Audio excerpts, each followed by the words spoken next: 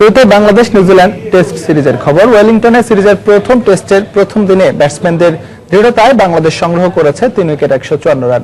বৃষ্টিবিঘ্নিত দিন শেষে হয়েছে মাত্র 40 ওভারে।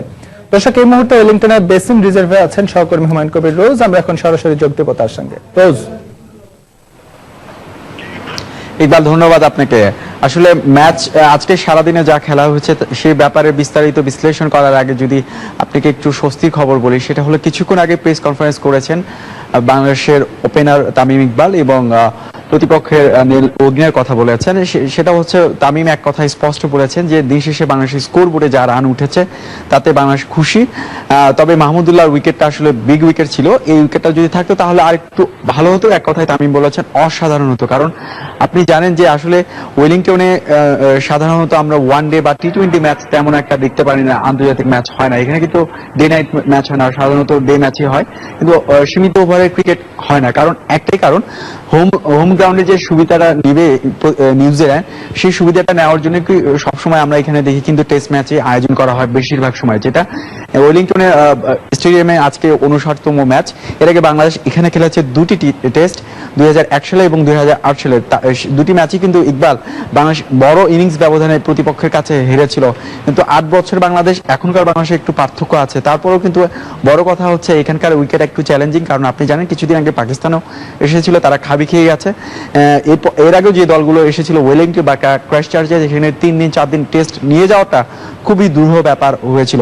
তারপর বাংলাদেশে আজকে নিউজিল্যান্ডের পেস আক্রমণ যেমন একটা বড় চ্যালেঞ্জ ছিল, তার থেকে বড় চ্যালেঞ্জ কিন্তু আপনি জানেন উপমহাদেশের কন্ডিশনে খেলে অবস্থা পাকিস্তান, বাংলাদেশ, ভারত বা শ্রীলঙ্কার মতন দল এখানে সে টিকতে পারে না।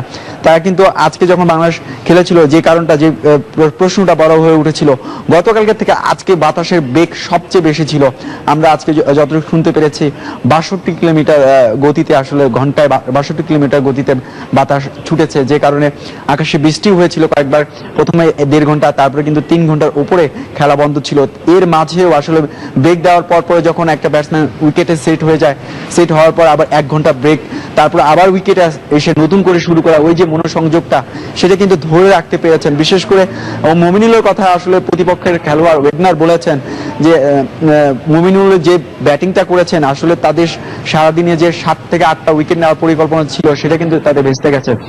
মুমিনুলের কথা আরেকটু বলি ইকবাল, মুমিনুলের টেস্ট ক্যারিয়ারে কিন্তু তার সেরা ব্যাটিং করে এই নিউজিল্যান্ডের বিপক্ষে। মাত্র 2টি টেস্ট খেলেছেন এর আগে নিউজিল্যান্ডের বিপক্ষে, চট্টগ্রামে এবং ঢাকায়। তার ক্যারিয়ার সেরা ব্যাটিং কিন্তু সেই ঢাকায় 181 রানের দুর্দান্ত ইনিংস ছিল চট্টগ্রামে, এবং ঢাকাতে 126 রানের দুর্দান্ত ইনিংস ছিল এই নিউজিল্যান্ডের বিপক্ষে। সেই নিউজিল্যান্ডকে পেয়ে কিন্তু আসলে আমাদের অনেকে মনে কৌতূহল ছিল যে নিউজিল্যান্ডের কন্ডিশনে মুমিনুল কি তার স্বাভাবিক ব্যাটিংটা করতে পারবে কিনা।